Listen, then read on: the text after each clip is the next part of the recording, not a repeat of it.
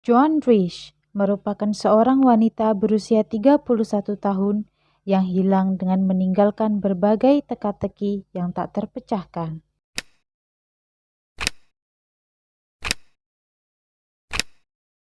Lahir dengan nama Joan Caroline Bard, dia lahir di Brooklyn pada tanggal 12 Mei 1930. Pada usia 4 tahun, dia dan keluarganya memutuskan pindah ke New Jersey. Masa kecil Joan bisa dibilang kurang menyenangkan. Di usianya yang ke-9 tahun, kedua orang tuanya meninggal dalam sebuah kebakaran yang mencurigakan. Dan dia telah mengalami pelecehan seksual yang ia ceritakan pada temannya. Setelah kebakaran itu, dia diadopsi oleh kerabat dari orang tuanya. Dia mengambil nama belakang keluarga barunya bernama Natras dan mengajukan permohonan nomor jaminan sosial di bawah nama itu. Pada tahun 1952, Joan lulus dari Wilson College dengan gelar sarjana sastra Inggris, lalu bekerja di sebuah perusahaan penerbitan sebagai seorang sekretaris. Kemudian dia naik jabatan menjadi pengawas kesekretariatan dan akhirnya menjadi asisten editor Harcourt, Brace and World. Lalu dia memutuskan pindah dan bekerja di Thomas Y. Crowell & Co. Pada tahun 1956, dia berhenti bekerja dan meninggalkan karir yang telah ia bangun setelah menikah dengan seorang eksekutif di salah satu perusahaan bernama Martin Risch untuk fokus pada keluarganya. Tinggal di Richfield, mereka memiliki 2 anak, Lillian yang berusia 4 tahun dan David berusia 2 tahun. Pada April 1961, mereka pindah ke Lincoln, Massachusetts, di mana mereka merasa nyaman dan berhubungan baik dengan masyarakat sekitar. Dia juga sangat aktif di sebuah organisasi di kota itu. Joan ingin menjadi guru setelah anak-anaknya beranjak dewasa, sedangkan Martin mulai bekerja di perusahaan kertas Fitchburg. 24 Oktober 1961, Martin bangun lebih awal di pagi itu. Dia dibantu Joan menyiapkan segala keperluan yang akan dia bawa ke New York untuk perjalanan bisnisnya. Dia kemudian segera pergi ke Bandara Internasional Lowell untuk mengejar pesawat yang dijadwalkan berangkat pada pukul 8 dan berencana akan bermalam di Manhattan. Tak lama setelah suaminya pergi, Joan membangunkan anak-anaknya dan menyiapkan sarapan untuk mereka. Setelah semuanya selesai, mereka kemudian bersiap-siap akan pergi mengantar Lillian ke dokter gigi di Bedford yang direkomendasikan oleh teman dekatnya. Namun sebelum pergi, dia menitipkan David ke tetangganya bernama Barbara Baker, lalu pergi mengendarai mobilnya, sebuah Chevrolet biru. Dari dokter gigi, Joan membawa Lillian mampir ke toko serba ada untuk membeli beberapa barang. Sementara itu, pengantar susu dan surat tetap mengirim pesanan ke rumah Joan walaupun tidak ada orang di rumah. Baik tukang susu maupun petugas pos tidak melihat adanya keanehan di rumah tersebut pada hari itu. Kira-kira pukul 11:15 siang, Joan dan anak-anaknya kembali ke rumah setelah menjemput David dari rumah keluarga Baker. Tak lama setelah itu, petugas laundry datang dan dipersilakan untuk masuk ke dalam rumah untuk mengambil beberapa jas milik Martin. Dan sekali lagi, tidak ada hal aneh yang dilihat petugas laundry itu, baik pada diri Joan maupun rumahnya. Mereka biasa saja seperti hari-hari lain. Sekitar tengah hari, Joan membuatkan makan siang.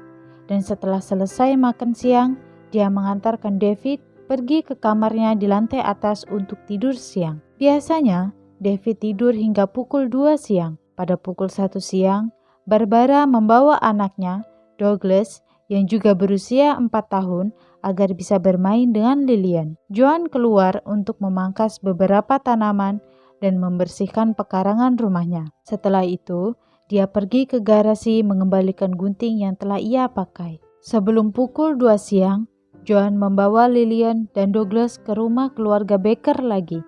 Sedangkan David masih tertidur di dalam rumah.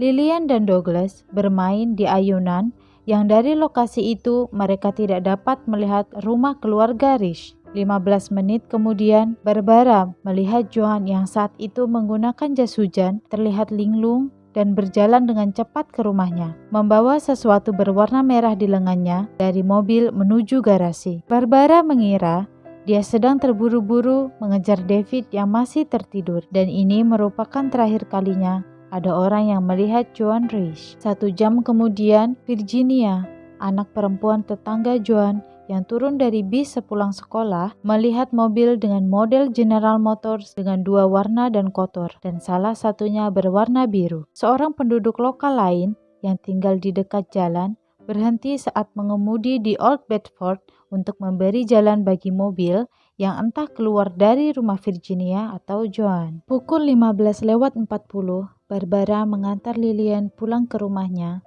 sembari akan pergi berbelanja. Jadi, dia hanya mengantarnya sampai depan rumahnya saja dan berpikir Joan berada di dalam rumah. Lalu dia pun pergi. Pukul 16:15, Lillian datang lagi ke rumah Barbara dan berkata, "Ibu sudah pergi dan dapurnya penuh dengan cat merah." Barbara lalu pergi ke rumah Joan untuk memastikan perkataan Lillian. Dia mencari dan memanggil-manggil Joan, namun dia tak menemukan wanita itu dan melihat darah di seluruh dapur. Pukul 16:33, dia menelpon polisi, sedangkan David sedang menangis di kamar lantai atas karena popoknya belum diganti. Sersan Mike adalah orang pertama yang tiba di tempat kejadian.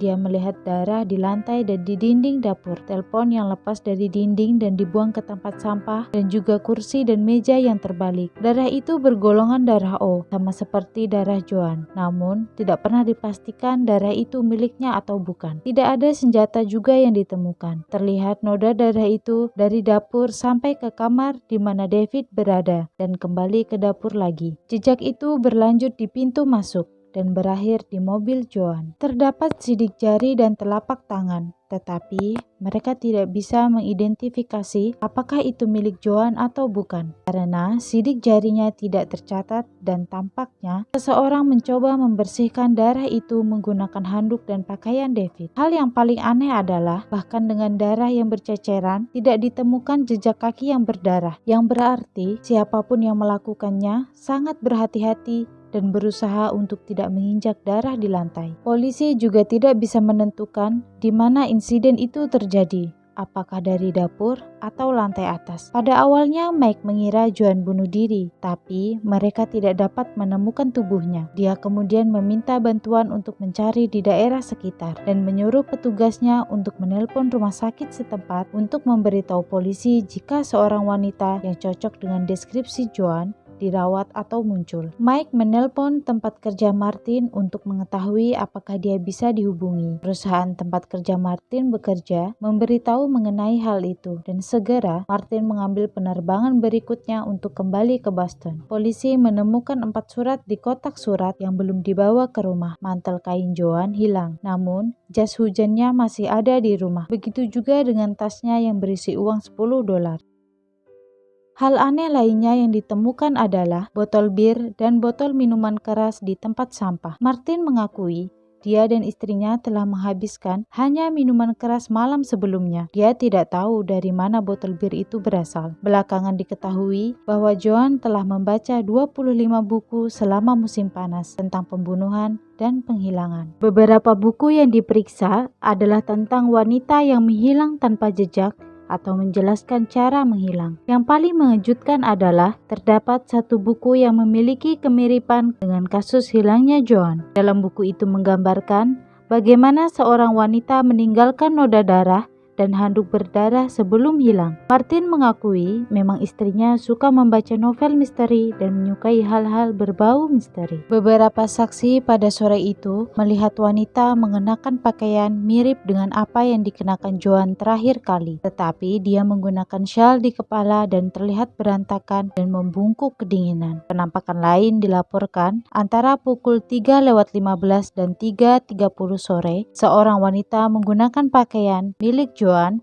dengan darah yang mengalir di kakinya berjalan sepanjang taman. Wanita itu juga terlihat bingung dan mungkin menggendong sesuatu setinggi perut. Pukul 4:30 sore, penampakan lain dari seorang wanita yang cocok dengan deskripsi Joan terlihat berjalan ke selatan sepanjang rute 128 dekat Trapelo Road. 1 bulan kemudian, Pada awal November 1961, rumah Rich setidaknya mendapatkan 12 panggilan telepon dari seorang wanita yang tak dikenal. Ayah mertua Joan akan menjawab setiap kali ada panggilan masuk, namun penelpon tidak mau bicara dengannya. Di hari yang sama, tetangga mereka mendapat telepon dari seorang wanita yang sangat bersemangat. Dia mengeluh bahwa dia telah mencoba menelpon ke rumahnya, tetapi dia tidak mengetahui pria yang menjawab telepon itu. Ada beberapa teori yang menyelimuti hilangnya Joan. Salah satu teori itu adalah bahwa Joan melarikan diri dan membuat adegan itu agar terlihat dirinya telah diculik atau dibunuh. Mereka percaya dia tidak puas dengan perannya hanya sebagai ibu rumah tangga. Namun, teman dekat Joan mengklaim bahwa dia tidak pernah meninggalkan anak-anaknya dan senang menjadi ibu rumah tangga. Teori lainnya yang paling umum adalah dia meninggal saat berjalan melewati rute 128 dengan jatuh dalam lubang galian konstruksi dan tak bisa keluar. Karena bingung, dia pingsan dan secara tidak sengaja terkubur di bawah jalan. Tidak ada penggalian yang dilakukan untuk mengkonfirmasi hal itu. Martin percaya bahwa istrinya masih hidup dan mungkin mengalami gangguan psikologis dan meningkat menjadi semacam amnesia. Karena itu, istrinya tidak dapat mengingat siapa dia atau bagaimana cara dia kembali ke rumah. Satu teori lagi yang kurang dipercaya bahwa Joan melakukan aborsi di dapurnya. Beberapa orang percaya botol minuman keras kosong di tempat sampah mendukung teori itu. Orang-orang percaya ini bisa jadi alasan Joan terlihat linglung dan memiliki darah yang mengalir di kakinya. Hingga saat ini tidak diketahui di mana Joan berada. Terus dukung channel ini dengan klik subscribe dan aktifkan loncengnya. Terima kasih.